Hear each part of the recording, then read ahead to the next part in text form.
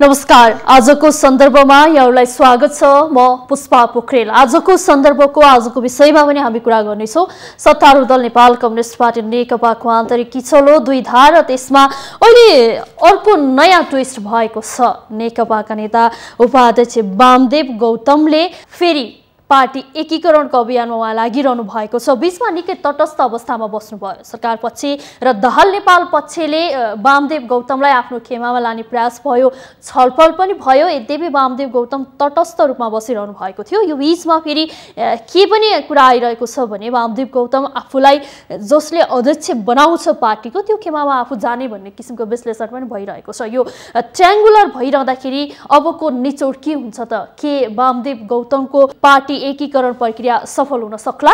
आज हामी यही विषयमा केन्द्रित हुनेछौँ। यो विषयमा कुरा गर्न आज हामीसँग स्टुडियोमा अतिथि हुनुहुन्छ सत्तारूढ दल नेपाल कम्युनिस्ट पार्टी नेकपाका नेता लालबाबु पण्डित। पण्डितजी स्वागत छ कार्यक्रममा। धन्यवाद। मैले सुरुवातमै अलिकति कोट्याइहालेँ वामदेव गौतमको प्रसङ्ग। अहिले यो विवादका बीचमा निकै चर्चा परिचर्चामा पनि आइरहेको छ। उहाँ पार्टी एकीकरणको अभियानमा लागिरहनु भएको थियो।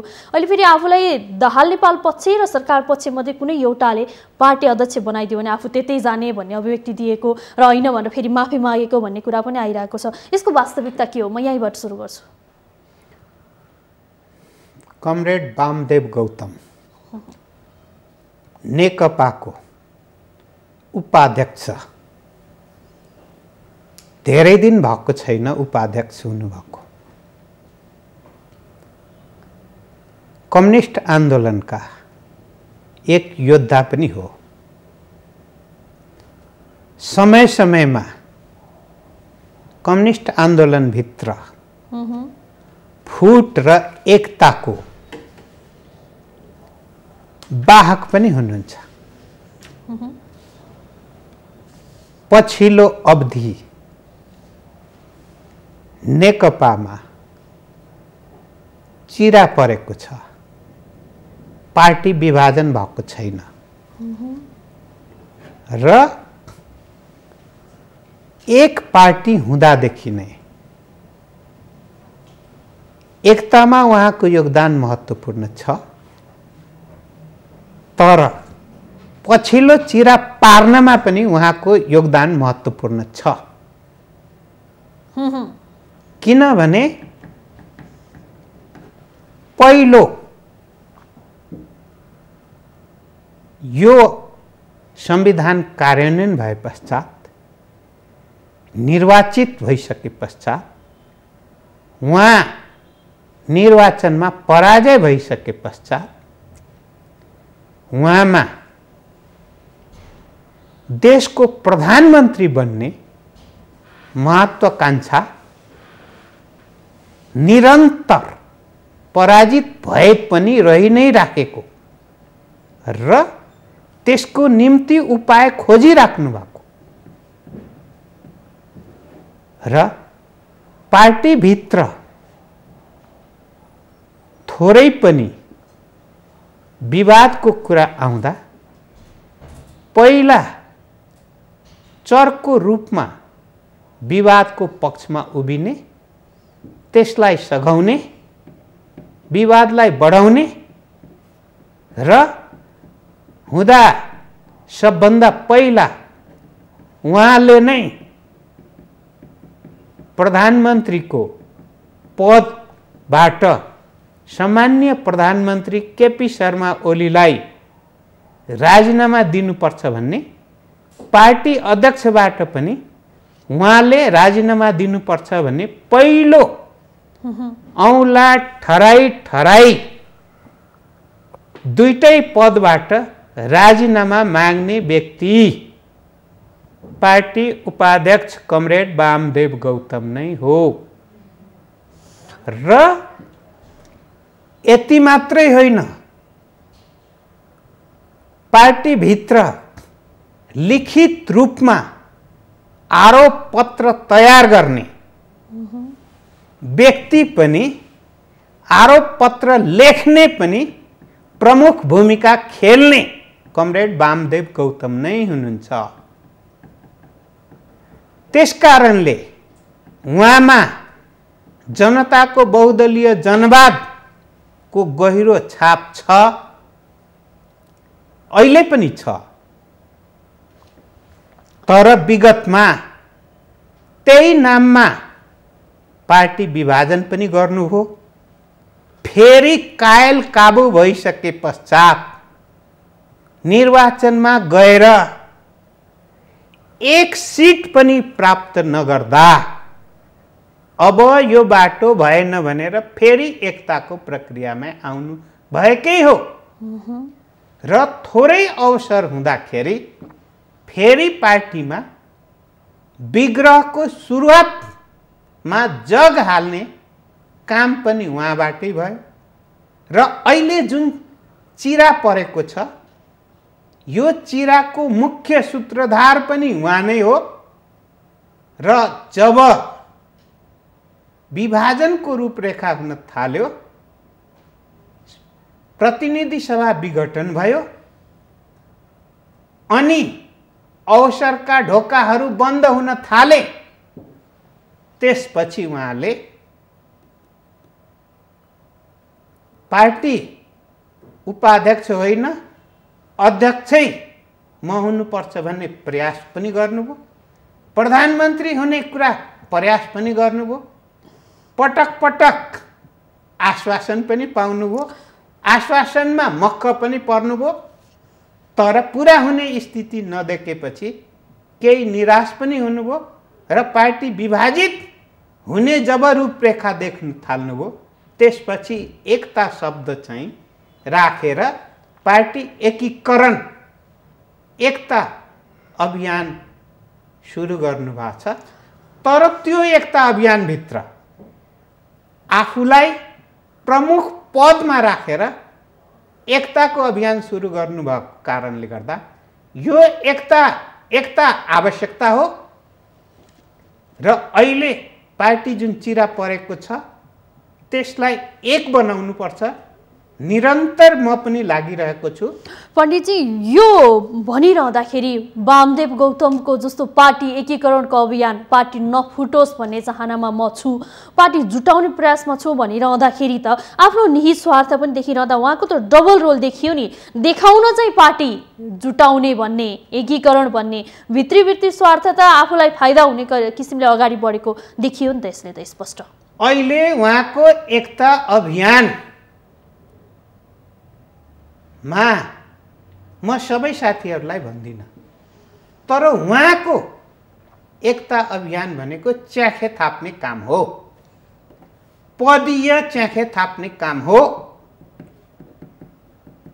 पदको च्याखे नथापिकन निस्वार्थ रूपमा एकता अभियानमा लाग्नुभयो भने मेरो पूर्ण समर्थन रहन्छ।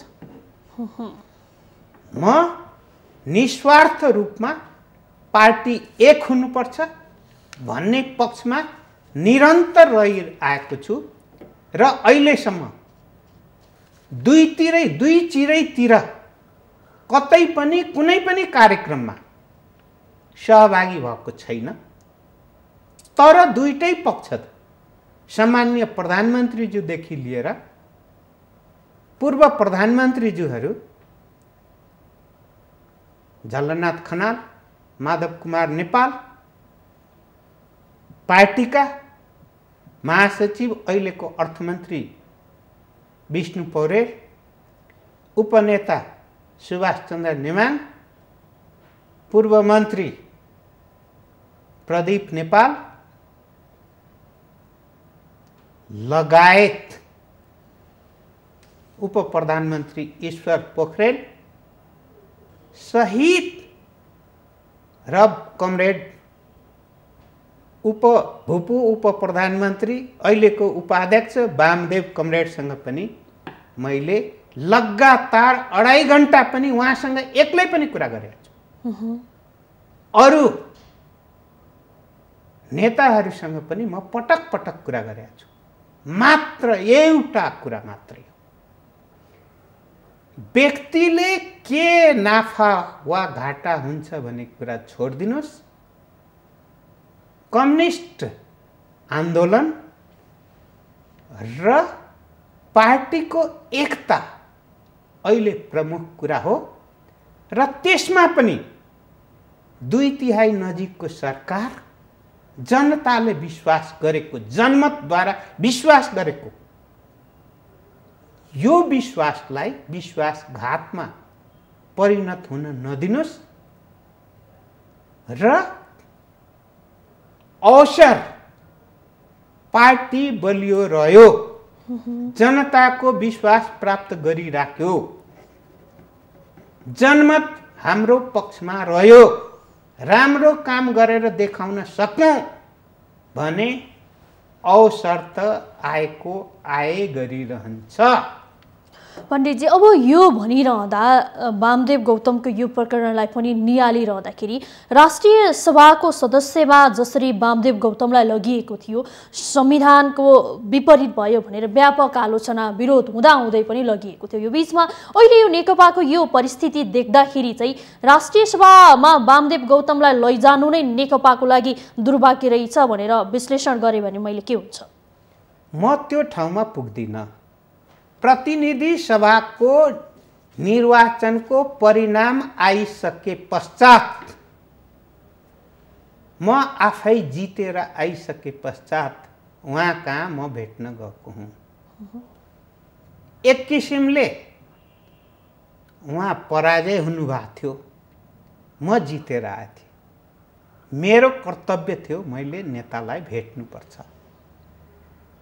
मैले भेटेर कुरा गर्दा उहाँले के हो त भविष्यमा राष्ट्रिय सभातिरको पनि बाटो हो भनेर मैले त्यतिखेर सुरुमा जुन बेला सरकार पनि बनेको थिएन, भर्खर परिणाम आएको थियो, त्यतिखेर मैले सोध्दा उहाँले भन्नुभयो संविधानले प्रधानमन्त्री बन्ने बाटो राष्ट्रिय सभालाई दिँदैन, त्यसकारण राष्ट्रिय सभा म जान्न।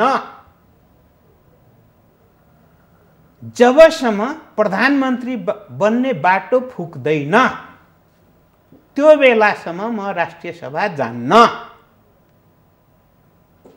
र मौका मिल्यो भने प्रतिनिधि सभामा फेरि पनि म चुनाव लड्छु र जितेर प्रधानमन्त्रीको निम्ति म लाग्छु भन्नु। त्यसै प्रसङ्गमा भन्नुपर्दा उहाँले कहिले डोल्पा कहिले काठमाडौँबाट निर्वाचितलाई छोड्न लगाएर फेरि प्रतिनिधि सभामा आउने प्रयास पनि गर्नुभयो। त्यो प्रयास सफल नभए पश्चात कास्कीको स्वर्गीय रविन्द्र अधिकारीको क्षेत्र खाली हुँदा त्यहाँबाट उठ्ने कि भन्दा उम्मेदवार दिनुभन्दा अगाडि लामो वक्तव्य जारी गर्नुभयो र जित्न सक्दिन त्यसकारण म त्यहाँ चुनाव उठ्दिन भन्नुभयो। त्यसको अलि समय पश्चात राष्ट्रिय सभामा जानको निम्ति आफैले रणाको निकाल्नुभयो, राष्ट्रिय सभा पुग्नुभयो। कतिपय संवैधानिक असंवैधानिक प्रावधानको कुरा आउँदा सर्वोच्च अदालतमा मुद्दा पनि पर्यो, तर जे होस् त्यसमा जानुभयो। सर्वोच्च अदालतले बाटो देखायो, मलाई भन्नु केही पनि छैन। तर अहिले पनि म भन्छु उहाँले मसँगैकै भेटमा भन्नुभयो जनताको बहुदलीय जनवादलाई केन्द्रबिन्दुमा राखेर पार्टी अध्यक्ष पाउने म स्थिति भयो भने त्यता म लाग्छु भन्नुभयो। पछिल्लो अवधिमा जनताको बहुदलीय जनवाद त अहिले थाँतिरहेको स्थिति हो र पार्टी चिरा परेको स्थितिमा अब के गर्ने भनेपछि एकता अभियान चलाउने। त्यो एकता अभियान आफू अनुकूलको सफल भयो, भएन भने भविष्यमा तेस्रो पार्टी बनाउने त्यो तेस्रो पार्टी भोलि एकता भएर सुप्रिमो भएर आउन सकियो होइन भने त्यही तेस्रो पार्टी एकता अभियानको सुप्रिमो भएर त इज्जत साथ बस्न त सक्छु नि भन्ने त्यो मनसायको साथ पदीय कुरालाई प्रमुखता दिएर त्यसमा एकताको अभियानको नाम दिएको हुनाले गर्दा निशर्त एकता अभियानमा उहाँ हुनुहुन्न, निशर्त एकता अभियानमा म छु, निशर्त एकता अभियानमा जुन दिन आउनुहुन्छ त्यो दिन मेरो समर्थन रहन्छ र पार्टी एक भएको बेलामा यो अभियानको समाप्ति हुन्छ। अहिले निर्वाचन आयोगले सुवर्ण अवसर दिएको छ मतभेदहरू समाप्त गरेर नेकपा एक नेकपा र त्यसको चुनाव चिन्ह सूर्य वैधानिक रूपमा दिइसकेको हुनाले गर्दा त्यसलाई बोकेर अगाडि बढ्नु र भएका मतभेदहरूलाई समाप्त भएर नेतृत्वलाई एकताबद्ध बनाएर एकीकृत पार्टीलाई अगाडि बढाउने जिम्मेवारीको साथ नै अगाडि बढ्नु अहिलेको आवश्यकता मैले महसुस गरेको छु र म आफू त्यो दिशामा केन्द्रित छु पवित्र भावना र उद्देश्यको साथ। नेकपाका धेरै नेता तथा कार्यकर्ताहरूले नचाहँदा नचाहँदै पार्टी नफुटोस् भन्दा भन्दै पार्टी फुट्यो हैन, फुटको सङ्घारमा पुग्यो भनौँ, औपचारिकता मात्रै बाँकी छ, पानी बाराबारको स्थितिमा छन्। अब यस्तो अवस्थामा हामीले भर्खरै यहाँले नै विश्लेषण गरेको आधारमा पनि वामदेव गौतम त भइहाल्नु, त्यसका साथसाथमा नेकपाको यो परिस्थिति आउनुमा अरू को नेताको दोषी देख्नुहुन्छ? को नेता दोषी हुन सक्छ? मैले अहिलेको स्थिति पार्टीको विभाजन मात्रै भएको भए पार्टीभित्रको कुरा हुन्थ्यो। यसले लोकतन्त्रमाथि सङ्कट ल्याएको छ, यसले गणतन्त्रमाथि प्रश्न उठाउनेहरूलाई ठाउँ दिएको छ, यसले सङ्घीयतालाई नचाहनेहरूलाई प्रश्न उठाउने ठाउँ दिएको छ। नेपालको संविधान सभाबाट जारी हुँदाखेरि असन्तुष्टि जाहेर गर्ने स्वदेशी र विदेशीलाई मौका दिएको छ। त्यसकारण यसलाई मैले पार्टी विभाजनको रूपमा वा प्रतिनिधि सभा विघटनको रूपमा मात्र लिएको छैन। त्यसकारणले पार्टी एकता पनि आवश्यक छ, राष्ट्रिय एकता पनि आवश्यक छ, संविधानको रक्षा गर्नु पनि अहिलेको आवश्यकता छ र त्यो संविधानको रक्षाभित्र गणतन्त्र, सङ्घीयता र लोकतन्त्रको रक्षा पनि आवश्यक भएकोले गर्दा हो अहिले देशका सम्पूर्ण को चिन्ताको विषयवस्तु भएको छ र यही सन्दर्भमा देश सङ्कटतिर नधकेलिउन्, देश अस्थिरतातिर नधकेलिउन्, देश संविधानविहीनतातिर नधकेलिउन् र नयाँ शक्तिको माग गर्नेहरू, संविधान विरोधी तत्त्वहरूले ठाउँ नपाउन् भन्ने चिन्ता भएकोले गर्दा अहिलेको यो समस्या जनताले ल्याएको समस्या होइन, कार्यकर्ताले ल्याएको समस्या होइन, यो नेताहरू टुप्पामा बस्ने नेताहरूको कार्यशैली, कार्यपद्धति, पदप्रति मोह र आसक्ति, मेरो मान्छे र तेरो मान्छे, यो अवसर पाउने र यो अवसर नपाउने को बीचको द्वन्द्वमा लोकतन्त्रलाई, संविधानलाई, गणतन्त्रलाई, सङ्घीयतालाई पार्नु हुँदैन र अस्थिरताभित्र रमाउने अस्थिरताभित्र आफ्नो पदीय भाग खोज्ने बेला होइन भन्ने मेरो विश्वास हो।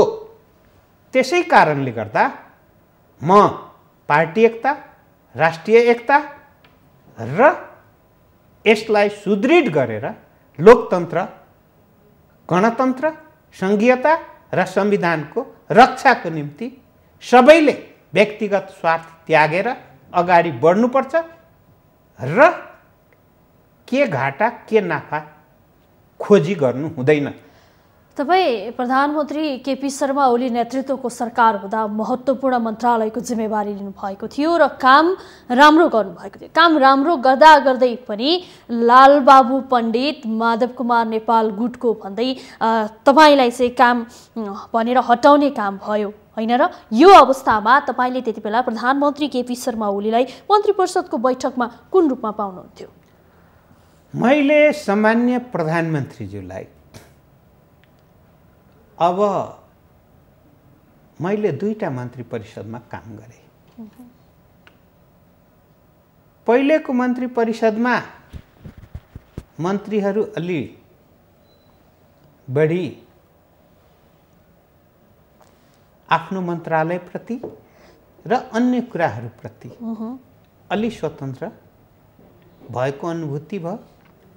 पछिल्लो अवधिमा प्रधानमन्त्रीज्यूले सबै मन्त्रालयको सबै कामप्रति सूक्ष्म अध्ययन गर्ने र त्यसभित्र चाहिँ जानकारी राख्नेदेखि लिएर अनि मन्त्रीहरूलाई सल्लाह सुझाव दिने र यदि मन परेको केही छैन भने त्यसमा कटु आलोचना पनि गर्ने र कतिपय मन्त्रीलाई लागेको कुरा पनि प्रधानमन्त्रीलाई यो ठिक लागेन भने त्यो पारित नहुने स्थिति पनि रहेकै हो। त्यसमा कुनै दुई मत छैन। मैले सधैँ भन्दै आएको संसदीय प्रणाली भनेकै प्रधानमन्त्रीय प्रणाली हो। त्यसकारण प्रधानमन्त्रीको निर्णय नै अन्तिम निर्णय, त्यसमा मतभेद राख्नुको आवश्यकता छैन। जुन दिन मतभेद हुन्छ मन्त्री परिषद छोडेर जानुपर्छ। प्रष्ट मान्यता हो। जहाँसम्म म पछिल्लो मन्त्री परिषदमा रहँदा कार्य सम्पादन मूल्याङ्कन गर्ने भनेर सम्झौता पनि गरिएको थियो र परिणाम आएन भने मन्त्रीलाई हटाउने भनिएको थियो। म एकदम खुसी थिएँ, गौरवान्वित थिएँ र म आफू प्रधानमन्त्री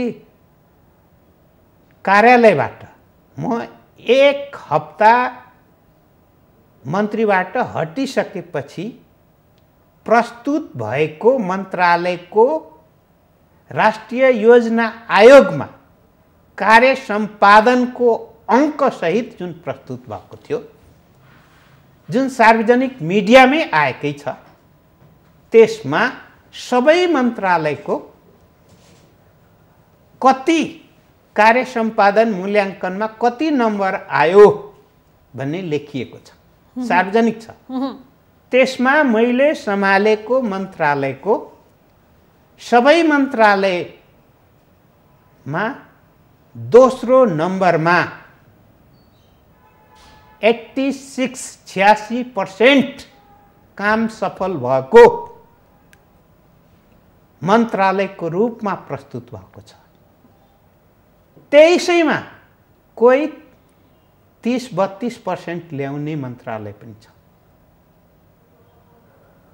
86% ल्याउने मन्त्रालयको मन्त्री चाहिँ हट्नुपर्ने स्थिति भयो।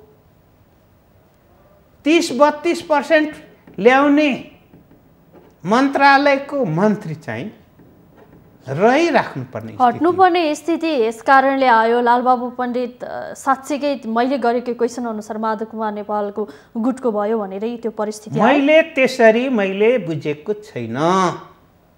मैले बुझ्दा के हो भने प्रधानमन्त्रीज्यूलाई के दबाब, के प्रभाव, के पर्यो त्यो उहाँले थाहा पाउने कुरा हो। अस्ति पनि भेटमा प्रधानमन्त्रीज्यूले मसँगको भेटमा तपाईलाई अप्ठ्यारो स्थितिमा हटाउनु पर्यो, दुःख नमान्नुस् भनेर भन्नुभयो।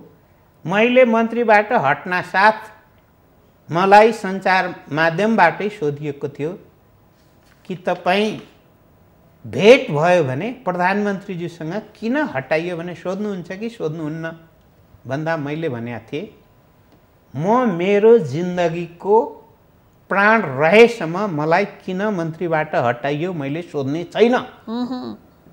किन भन्दाखेरि यो प्रधानमन्त्रीय प्रणालीमा जुन दिनसम्म प्रधानमन्त्रीलाई ठिक लाग्छ राख्नुहुन्छ, जुन दिन ठिक लाग्दैन नयाँ ल्याउनुहुन्छ राख्नुहुन्छ।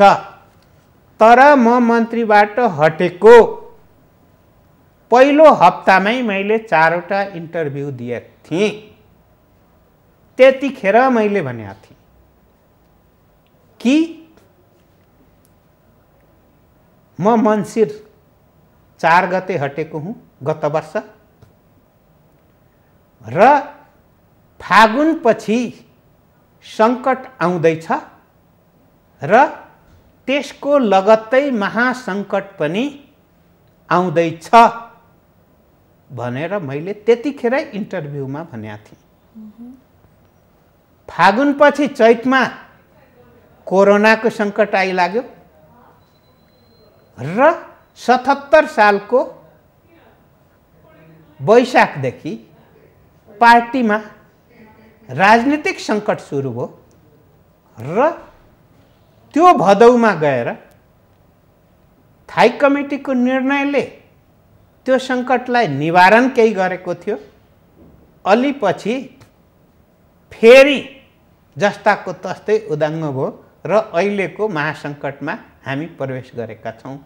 मैले म मन्त्री हुँदाखेरि पनि सङ्कटको अनुभूति गरेको थिएँ र पछि मैले समयअनुसार नै मैले सङ्कट आउँदैछ, महासङ्कट आउँदैछ भन्ने देखेको हुनाले गर्दाखेरि मैले सङ्कटबाट निवारण गर्नको निम्ति मैले खेल्नुपर्ने भूमिकामा म खेल्छु भने, तर निरन्तर मैले के भन्दै आएँ भने यो सरकार 5 वर्ष चल्नुपर्छ, इतिहास रच्नुपर्छ, पार्टी फुट्नु हुँदैन, पार्टीभित्रको आन्तरिक समस्या आन्तरिक रूपले नै हल गर्नुपर्छ, पार्टीभित्रको समस्याले राष्ट्रमा सङ्कट ल्याउनु हुँदैन भने मान्यता रहिरहेको हुनाले गर्दा अहिले पनि म त्यो मान्यतामै रहिरहेको छु, अडिग छु र एकताको निम्ति लागिरहेको छु।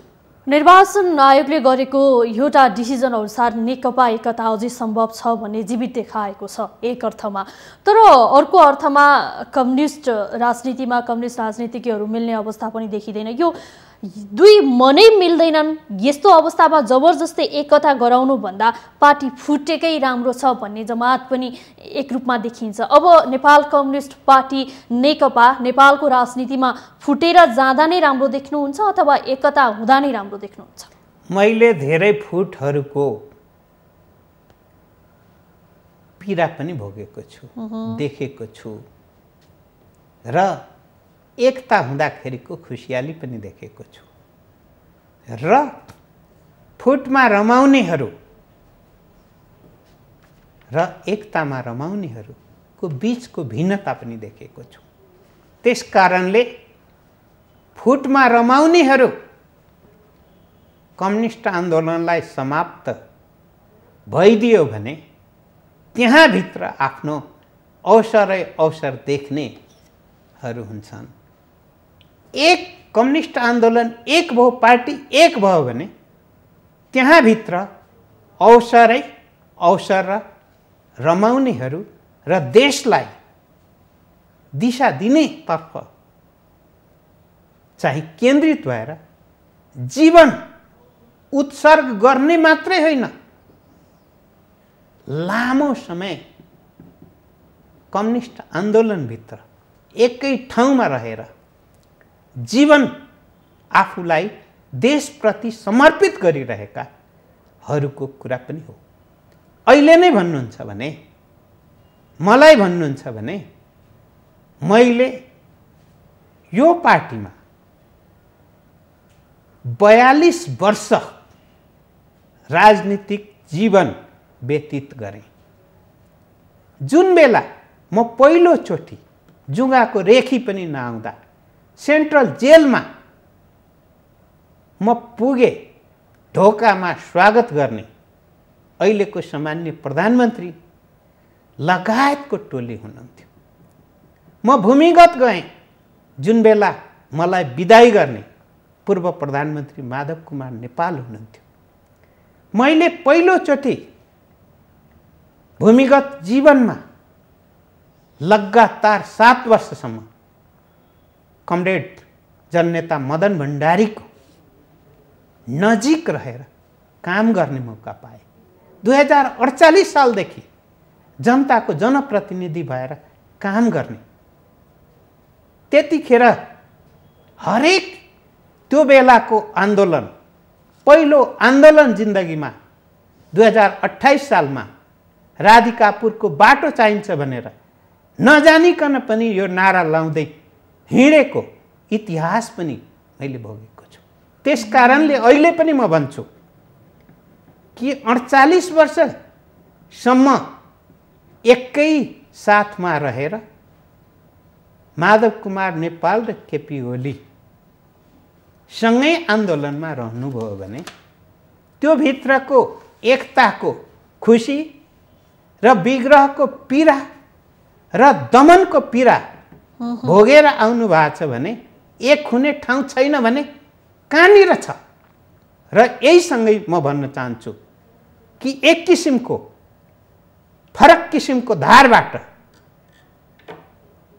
कम्युनिस्ट आन्दोलनभित्रै कमरेड प्रचण्ड पीडा र खुसीको दिन देख्दै आउनु भएको छ भने अनि अब भविष्य एक ठाउँमा छैन भनेर देख्न थाल्नुभयो भने उहाँको लक्ष्य कहाँ पुग्छ? कहाँ पुग्छ? पूर्व प्रधानमन्त्री माधव कुमार नेपालको लक्ष्य कहाँ पुग्छ? पूर्व प्रधानमन्त्री झलनाथ खनाल कमरेडको लक्ष्य कहाँ पुग्छ? सामान्य प्रधानमन्त्रीजीको लक्ष्य कहाँ पुग्छ? र अहिले फरक धार तयार गरेर अनि लागिराख्नु भएका उपाध्यक्ष पूर्व उप प्रधानमन्त्री वामदेव कमरेडको लक्ष्य कहाँ पुग्छ? कि अलग अलग भागबण्डामा मेरो यही भाग हो भनेर अलग अलग कचौरा थापेर, अलग अलग भोटको बाक्सा थापेर, अलग अलग चुनाव चिन्ह लिएर मैदानमा जाने अनि त्यतिखेर हारिसकेपछि अनि गालामा हात राखेर झोक्रेर खोइ जनताले त साथ दिएन भनेर रुने दिन बाहेक अरू के हुन्छ? त्यसकारणले अहिले जनताको सेवामा जाने भनेको लुकेर होइन, जनताको विश्वास लिएर हो, जनताको बीचमा काम गरेर हो, एकता गरेर हो, पार्टीमा एकता निर्माण गरेर रहेका विमतिहरूलाई समाप्त गरेर अनि एकै ठाउँमा एकै उद्देश्य, एकै लक्ष्य, एकै परिणामको निम्ति समर्पित भएर सानातिना कुरा त्यागेर, सानातिना मतभेद त्यागेर, सानातिना कहिलेकाहीँ भएका पीडाहरूलाई पनि त्यागेर जनताको पीडालाई समाप्त गर्ने र त्यसभित्र आफू रमाउने गरी जानु बाहेकको विकल्प के छ? प्रधानमन्त्री केपी शर्मा ओलीले प्रतिनिधि सभा विघटन गर्नुभयो। यो बीचमा उहाँले पार्टीभित्रबाट आफूलाई कामै गर्न नदिने, काम गर्न सक्ने अवस्था नै सिर्जना नभएपछि बाध्य भएर प्रतिनिधि सभा विघटन गरेको भन्नुभयो। उहाँसँगै तपाईँले काम गर्नुभएको छ, के साँच्चै त्यस्तो भएको हो? हरेक काम गर्दा सजिलो र अप्ठ्यारो पनि हुन्छ। कम्युनिस्ट आन्दोलनको निम्ति समर्पित हुनुभयो, सजिलो बाटो खोजेर आउनुभएको हो र? सामान्य प्रधानमन्त्रीज्यू जुन बेला लाग्नुभयो आन्दोलनमा 14 वर्ष जेल पनि बस्नुभयो नि। मै प्रधानमन्त्री हुन्छु अनि प्रधानमन्त्रीको निम्ति चाहिँ आन्दोलनमा लाग्नु भएको हो? चाहे पुष्पकमल दाहाल म प्रधानमन्त्री हुन्छु, प्रधानमन्त्रीकै निम्ति लागेको हुँ भनेर आन्दोलनमा लाग्नु भएको हो। चाहे माधव कुमार नेपाल, चाहे झलनाथ खनाल, कोही पनि त्यहीको निम्ति लाग्नु भएको होइन। तर काम गर्दै जाँदा अवसर आएपछि अवसरलाई देश र जनताको निम्ति आफूलाई जुन उद्देश्यमा समर्पित गर्नुभयो त्यसको प्रयोगमा लाग्नु। म एउटा कुरा भन्न चाहन्छु, हाम्रो सगरमाथामा चढ्ने कति संसारभरि नाम हुन्छ। सगरमाथाको टुप्पामा नै म घर बनाएर बस्छु भन्ने हो भने कति दिन बस्न सकिन्छ? जहिले जति दिन त्यहाँ जान सकिन्छ, रहन सकिन्छ, त्यति रहने हो। रहन नसकिने भएपछि तल ओर्लिने, फेरि पनि जाने हो। 16, 17, 18, 19 चोटि पनि त सगरमाथाको टुप्पोमा पुग्ने वीर बहादुर नेपालीहरू त छन् नि। त्यस कारणले कोही एकचोटि प्रधानमन्त्री हुनुभयो, कोही 2 चोटि हुनुभयो, को हुनै बाँकी छ, कोही तेस्रो चोटि पनि होला, कोही चौथो चोटि पनि होला। तर विभाजनमा गएर कहाँ पुग्नुहुन्छ? रक्षा तलमा पुग्ने स्थिति भएकोले गर्दा विभाजनको पक्षमा छैन। विभाजनको लागि उहाँहरूले गर्ने कुनै पनि भूमिकामा मेरो सहयोग र समर्थन रहँदैन। नेकपाको यो विवादका बीच एउटा जुहारी पनि चलिरहेको छ। एकले अर्कालाई व्यङ्ग्यात्मक रूपमा आम सभाहरूमा भन्ने होडबाजी एउटा रूपमा चलिएको छ। आन्तरिक रूपमा उनीहरू टेबलमा बस्न चाहँदैनन्, बसिरहेका छैनन्, तर जुहारी गर्न उनीहरू सक्षम देखिएका छन्, किनभने जनमानसलाई बटुल्दै। अब यो कम्युनिस्ट राजनीति देखेर नेपाली जनता वाक्क दिक्क नै भइसकेका छन् यो परिस्थितिमा, र यो दोहोरी भइरहेको छ। अबको अवस्थामा पनि आम चुनावमै जाने हो भने पनि जनताको सामु के एजेन्डा लिएर जाने अब कम्युनिस्टहरू? अहिले जसरी आक्रोशपूर्ण अभिव्यक्ति समाजमा चलेका नचलेका सबै शब्दहरू, राम्रा नराम्रा सबै शब्दहरू डिक्सनरीमा लुकिसकेछ भने पनि त्यो डिक्सनरी पुरानो पनि खोजी खोजी त्यो शब्द ल्याई एक अर्कालाई होच्याउने, गाली गर्ने, अपमानित गर्ने सहयात्री योद्धाहरूलाई जसरी राजनीति भन्दा गैर राजनीतिक तरिकाले जुन प्रस्तुति भएको छ यो ठीक छैन। यो तुरुन्त बन्द गर्नुपर्छ र जनताले यसलाई ठीक मानेका छैन। केहीले ताली ठोक्न, तर अलि दिनपछि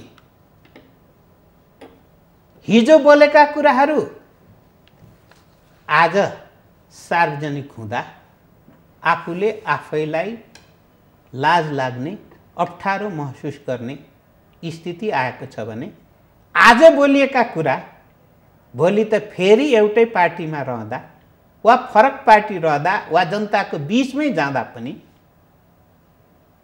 अनि अरूले नै यो के बोल्नु भएको भनेर उहाँहरूलाई आफैलाई देखाएर सोद्धाखेरि हिजो त धेरै नराम्रो बोलिया छ भने देखाएर सोध्दै यहाँले भनिरहँदा नेपाली नेतृत्वमा त आफूले आफूलाई आत्ममूल्याङ्कन गर्ने, कमी कमजोरीको हीनता बोध गर्ने सिस्टमै हराइसकेको देखिन्छ नि त। हराएको देखिन्छ, तर त्यो समाप्त हुँदैन। आफूलाई लाग्ला हराएको होला भनेर, तर त्यो हराएको हुँदैन। अहिले म जे बोलिरहेको छु यो त रेकर्डमा गइहाल्छ, युट्युबमा आइहाल्छ, सञ्चार माध्यममा आइहाल्छ, सबैले देखिहाल्नुहुन्छ, घर घरमा मोबाइलमा पुगिहाल्छ, कम्प्युटरमा पुगिहाल्छ, अनलाइनहरूमा पुगिहाल्छ। अनि मैले अब कसले देखे होला र, कसले सुने होला र, कसले देख्छ र, कसले सुन्छ भन्ने आजको आजै हराएर जान्छ भने मैले ठाने भने मेरो मूर्खता भन्दा अरू के हुन्छ।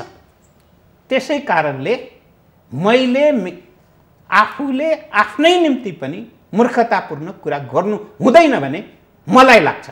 त्यसकारणले हरेक शब्द बोल्दाखेरि मैले 10 चोटि निहाल्नुपर्छ, आफूले आफैलाई निहाल्नुपर्छ। अरूले निहाल्ने कुरा त पछि हो, पहिला आफूले नै निहाल्नुपर्छ।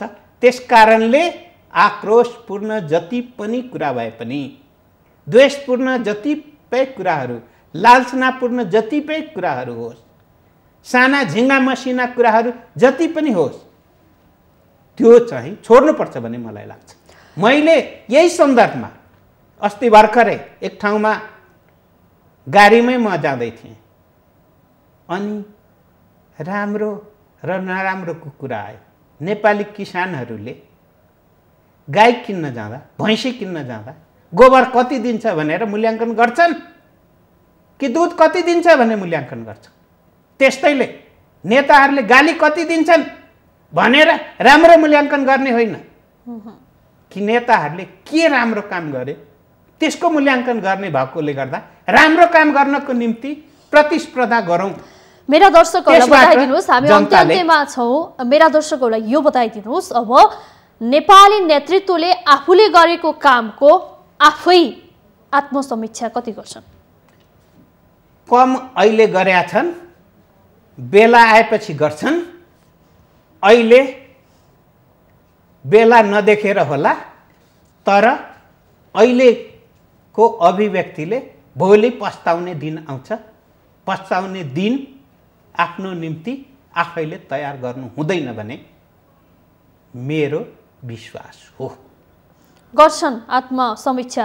गर्नै पर्छ, नगरी हुन्न। नगरी गन्तव्यमा पुगिन्न, नगरी अगाडि बढ्न सकिन्न। कमजोरीलाई हटाउनु पर्छ, हटाइएन भने समाप्ति बाहेक अर्को बाटो हुँदैन। हस्, यहाँको महत्त्वपूर्ण समय र संवादका लागि यहाँलाई विशेष धन्यवाद। मलाई पनि बोलाएर केही कुरा राख्ने अवसर दिनुभएकोमा म सम्पूर्ण नेपाली जनता र तपाईहरुप्रति हार्दिक आभार प्रकट गर्न चाहन्छु। हस्, धन्यवाद। आदरणीय दर्शकबिन, आजको लागि कार्यक्रममा आजको सन्दर्भ यति नै। आजको सन्दर्भमा हामीले नेकपा जुट र फुटको अभियान, त्यो सँगसँगै नेकपा उपाध्यक्ष रहनुभएका वामदेव गौतमको एकीकरण अभियान र यसको खास जुडोफुडो के हो त भन्ने विषयमा केन्द्रित रह्यौँ। यो विषयमा कुरा गर्न हामीसँग अतिथि हुनुहुन्थ्यो नेपाल कम्युनिस्ट पार्टी नेकपाका नेता लालबाबु पण्डित। आजका अतिथिसहित हामी सबैलाई बिदा दिनुहोस्। भोलि नयाँ विषयवस्तुका साथ उपस्थित हुने नै छौँ। माउन्टेन टेलिभिजन हेर्दै रहनुहोला। नमस्कार।